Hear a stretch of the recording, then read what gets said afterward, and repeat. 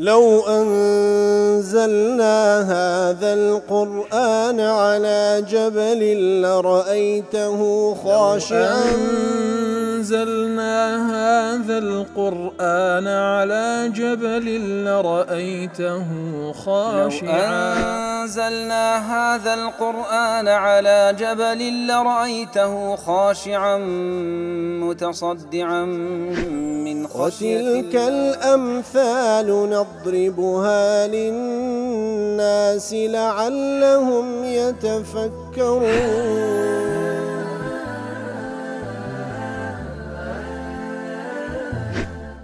الحمد لله والصلاة والسلام على رسول الله وعلى آله وصحبه ومن والاه. السلام عليكم ورحمة الله. برزان خوش حالم لواني 1128 لوان كان تفسير القرآن في الأزبيم وخزمتان وبست رزامن دي رب العالمين وهوادان مئوي آزي السودي لور بقرن. أعوذ بالله من الشيطان الرجيم. بسم الله الرحمن الرحيم. وما كان هذا القرآن أن يفترى من دون الله ولكن تصديق الذي بين يديه وتفصيل الكتاب لا ريب فيه من رب العالمين. بەڵێ خۆشەویستان کولەوانی ڕابردوش کەمێک لە خزمەت وڵاتی پیرۆزە دابین. الله تعالى ئیثباتی پێغەمبەرایەتی محەممەد دەکا صلی الله عليه وسلم و هەروها ئیثباتی ئەوەی دەکاکەوە ئەو قورئانە کتابی الله تعالایە. لە هیچ احتیمالێک وارد نییە کەسێک لە توانای دابی کتێبێک لە مستەوای قورئان بینی و اینجا ئیدعا بکا بڵێ وەلایەن الله تعالى هاتی. ئەو احتیمالە وارد نیە چونکە ئەو قورئانە لە توانای بەشەردا نییە، لە توانای بەشەردا نیە کەوا بخۆی بیهینی ئینجاش بڵێ لە الله تعالى داهاتێ، بەڵکو لەلای الله تعالى وهاتنیشی تصدیق الذي بين يديه کەواتە احتیمالی ئەوەی کەوا کەسێک بێ بەخۆی بینوسیتەوە بڵێ لەلای الله تعالى لە بۆم هاتێ، ئەو احتیمال هەروارید نییە، لە توانای بەشەردا نیە شتێک وا بکاتن کەوا ئەو قورئانە لە توانای بەشەردا نیە بەخۆی دایبنێ، بەڵکو لەلای الله تعالى و ناردیتی تصدیق الذي بين يديه ولكن أنزله الله مصدقا للكتب السابقة التي أنزل على أنبيائه. أو قرآن هاتية تصديق كتابة كان بيشو تردك كوالان الله تعالى لبو بيغمبران هاتية. وكل تفسير سعدي جلال أنزله تصديق الذي بين يديه من كتب الله السماوية كواتا أو قرآن هاتية وكل تصديقك لبو كتبكاني بيشوتر كوالان خواي قولوا نارديتي بأن وافقها وصدقها بما شهدت به كواتا أو قرآن موافقة لقل كتبكاني بيش خوي كلان خواي قولوا هاتي هرهم يك عقيدة توحيد وبراستي أندادني وبشرت بنزوله وهو لكتبكاني بيشوتريش مجدي هاتني أو كتابة هاتية لكتبكاني بيشوتر لتوراة والإنجيل مجدة بهاتني كوتا كتابي خواهي قولة هاتيكوا قرآن بيروزا إتر فعلا بجيبو أو مجدي كوا لكتبكاني بيشوتر هاتية لو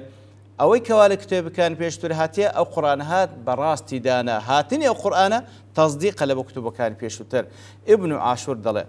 وتصديق الذي بين يديه كونه مصدقا للكتب السالفة كواتا قرآن تصديق كتب كان بيش خويدك أي مبينا للصادق منها ومميزا له عما زيد فيها وأسيء من تأويلها.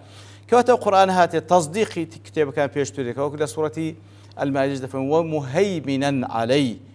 كواتا قرآن هاتي تصديق كتب كان بيش أو كوا حق كواتا قرآن هاتي أو كتاباني بيشوتري خوشي أو كواتي دا حق لا أصل كتابك هاتية بحق دادني أو كوا لدواي مردني بيغمبران عليهم الصلاة والسلام كاتي كوا الحي لفكر منه ما شاء الله قطع بكم كوات أو قرآن هاتية تصديق كتابكاني بيشوتري دكاتو بوي كوا ئەوەی کە ئەسلی کتێبەکەیە و لەلایەن خوای گەورەوە لە بۆ پێغەمبەران نادرا لە بۆ موسا لە بۆ عیسا عەلەیهیمو الصلاة والسلام نادرا ئەو قورئانە هاتیە ئەوەی کەوا بەڕاست تێیدا مایتەوە لە بۆیان بەیان دەکە ئەوەی تێدا ڕاستە و هەروها ئەوەی کەوا تێیدا زیاد کرا لە دوای وفاتی پێغەمبەران عەلەیهیمو الصلاة والسلام با بڵێن تەحریفیان کردیە لەوەی جیا دەکاتەوە لەو حەقی کەوا پێشووتر کە تێیدا بووە وكخواي قد فاني مصدقا لما بين يديه من الكتاب ومهيمنا عليه وكل سورة المائدة. وأيضا هو مصدق كوات مصدقة لبو كتاب كان بيشتر مصدقيشة مصدق بوي بشهادة الكتب السالفة فيما أخذت من العهد على أصحاب أن يؤمنوا بالرسول الذي يجيء مصدقا وخاتم كوات مصدقيشة وكتب كان بيشتر تصديقي دكن لصار صيغة مفعولة كتب كان بيشتر تصديقي دكن بوي كتب كان بيشتريش باز لهاتني أو پیغمبر كره عليه الصلاة والسلام كوا خاتم پیغمبرانا أو كتابي كوا بيد بشر كقرآن بيروزا كوا فعلا مصدقش أو قرآن بوي كوا لكتب كان بيشتري الشاهدي بهاتني أو كتابة دكاتن لو يدلي بهورد الشوا أو قرآن وصف ذكر هم مصدقة هم مصدقيشا وتفصيل الكتاب أي وتبيانا لما كتبه الله على أمة محمد صلى الله عليه وسلم من الفرائض والأحكام والعقائد والأخبار كواتا للآن الله تعالى هاتي تصديق كتب كان بيشتر ذكاء كتب كان بيشتر أيش براز دادنين وهروها تفصيل تدا بيان تدا لبو أو الشريعة عقيدي كخواي قورنا ديتي لبو أو أمتك وأمتي إسلامة. وقيل المراد أن القرآن مبين لما جاء في الكتب السالفة كواتا نكهر بابلين رون كروي لبو أو أحكام عقيدة كوالبو أمتي هاتي بلكو رون كروي لبو كتب كاني بيشو تريش كهندق لزانان أو هالك دايتي وكو قرطبي وابن عاشور كواتا أو قرآن وتفصيل تدا بيان تدا هم لبو أو عقيدة أو بيروبا ورو الشريعة كواخوي لبو أمتي إسلامي نادية وهروا وكو قرطبي ابن عاشور رجدالين وهروها بياني أوجدك كوالك تيبا كان بيشو ترهاتيا لا ريب فيه من رب العالمين أي لا شك في أن القرآن من عند الله رب العالمين وليس كلام غيره حد شكو قمان تيدانية كو قرآن الآن الله تعالى هاتي كبروردقاري هموزيهانية كان بهيت شوي كلامي كاسي شدي كان لتفسير سعدي هاتي تنزيل من رب العالمين أو قرآنا للايان ذاتك دابزكوا پروردگاري همو جهانيانا رب جميع الخلق بنعمه أو ذاتكوا همو مخلوقاتكاني خوي همو بندكاني خوي پرورده كردية بناز نعمتكاني ومن أعظم أنواع تربيته قورترين لقورترين شوازكاني پرورده كردني خوي قولبو بندكاني أويكوا أن أنزل عليهم هذا الكتاب لبرسترين شوازكان وقورترين شوازكان پروردكرني الله تعالى بو بندكاني أو كوا أو كتابة كقرآن بيروز داي بزاندية لبو بندكاني كوا فعلا مصلحتي دين ودنياي لبويان تيدا بيان كردية كوا أو بري خوروشتي برزان فيردكا أو بري كارو كردوي جوانيان فيردكاتن كوا لنتيجة دابيتا ما يبختوري دنيا وقيامتيان أم يقولون افتراه كواتيان أو تا مشرك كان دلين افتراه واتا پیغمبر صلى الله عليه وسلم أو قرآنه هل بستال سر الله تعالى قل فأتوا بسورة مثله يترخواي قول سبحانه وتعالى فرمان پیغمبر صلى الله عليه وسلم دي فأتوا بسورة مثله كواتا أقران قوا إدعا ذكا كوا قرآنه كسيك داينا لسر الله تعالى دي نقول بتوانابا كوا يك سورة لمستوى أو قرآن بينا وادعوا من استطعتم من دون الله يتر أويل لتواناتان داهية كويب كانوا لغير الله تعالى تارمتيتان بدا كي يك سورة لمستوى أو قرآن بينا أقر أنقول راز دكن كقواي أو قرآن إيشي بيغمبر صلى الله عليه وسلم الله أخوة يقولون هاتيا مناسبة وآيات لقل آيات بيشوتر وكو أبي حيان وأضواء البيان أو هاي بيان ذكن لأن كاتك وأخوة يقول سبحانه لآيات كان بيشوتر نفي أو يكردو كقرآن بيروز افترا بكري لسر خواهي قورة بلكو قرآن بيروز هاتيا تصديق كتابة كان بيشوتر ذكا وبياني هم أشتاين تذكا أمة بيست بيا إتر ذكر هنا أعظم دليل على أنه من عند الله ليردا خواهي قورترين بلقي هنا يتولى سر أو كوا قرآن الله تعالى وهروها بلقو بابلين دليلي هنا يتوى كوا بشويك بلقنويستك ناتو أندري معارضة بكرة أو بلقية وهو الإعجاز الذي اشتمل عليه كواتا قورترين بلقى لسروي كقرآن الله تعالى أو إعجازي كتيدا ئەو ئەعجازەیە کە تێیدا واتە معجزەیە، معجزە لە توانای بەشەر دانیە کە هەمویان پێکەوەش بێن خڕ ببنەوە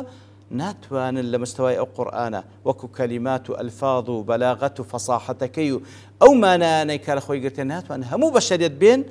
کورتترین سوورەتیش لە هاوشێوەی قورئان بینەوە. خی گەورە وەکو لێرە و لە چەندین جێگای دیکە بۆ شێوە تەحەدایان دەکاتەوە گەورەترین بەڵگێ لەسەر کە قورئان پیرۆز لە الله تعالى. أم يقولون افتراه أي أم يقول المشركون المكذبون مشرك كان أوانك قرآن بدرو دزان بيغمس خلاصون بدرو دزان سدلين دلين اختلق محمد القرآن من نفسه وكذب على الله والعياذ بالله. دلين محمد صلى الله عليه وسلم أو قرآن لان خويا ونوسيتيو بدرو دلين الله تعالى هاتي والعياذ بالله. يتركوا زانان دفر من ليرة أم يقولون دلين أم هي المتضمنة معنى بل كواتا أم ليرة سمعناك لأخوة دقري معناه بل دي بل أم يقولون افترى والهمزة أي بل أيقولون بلكو أوان آوادلين واتبا معناها هاتي. وقيل أم هذه بمنزلة الهمزة الاستفهام يعني دلين عندك دزان دفرمي أو أم ليرة وكو همزة استفهامات أيقولون